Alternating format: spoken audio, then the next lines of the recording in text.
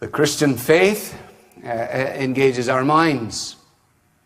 This is something that we have to keep reminding ourselves of so that we don't allow our minds to fossilize and that we continue to be sharpened and to make progress. I was at a church in California just a few weeks ago now, back in August I think it was, time flies, and I went there. I had a Sunday free and I was staying with friends, and I went down to the church and I was excited because I get to go now and I don't have to do anything at all except do whatever they tell me to do. And so I sat there and I waited for it to begin. And it was quite fascinating, actually. They had big screens, and they had a clock on the screens. And when I got in, it said 5 minutes. And I'd only been in about 2 seconds, and you won't be surprised, it said 4 minutes and 58 seconds. And then it counted down, and eventually when it counted down, 10, 9, 8, 7, 6, and just right on the moment of time, the band began, and I was waiting for David Letterman at that point. Anybody, I didn't know what was going to happen next.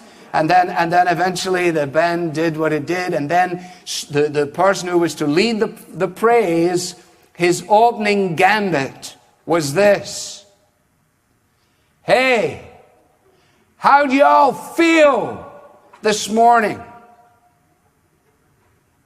Well, that was enough for me. I was ready. We could have had the benediction right there. That was so good. I thought, what kind of New Testament question is that? How do you all feel this morning? If I told you how I feel, especially in light of the last 5 minutes, you would question whether I was even a Christian at all. So don't ask me that question. Ask me what I know. Ask me what I know. Don't ask me what I feel about myself. Ask me what I know about God. Ask me what I know about His Word. Ask me what I know to be a verity that can deal with my soul. That's what I need. Don't make me sing songs about how I feel. Don't.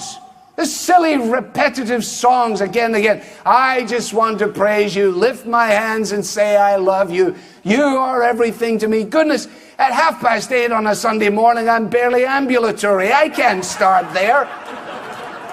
And you want me to say that? I just kicked the dog, and I don't even have a dog. I got argued with someone because they took my parking space. I never had spilled my coffee. I didn't read my Bible. I'm a miserable wretch. And now you want me to start here. How do you feel?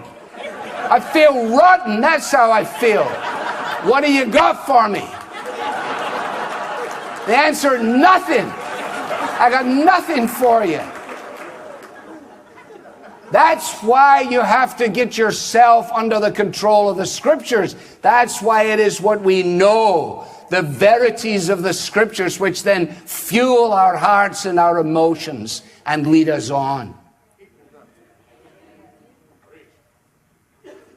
Hence, praise my soul, the King of heaven. To His feet thy tribute bring. Ransomed, healed, restored, forgiven. Who like thee His praise should sing? Okay, now we've got something to sing about. For we've been reminded of truth.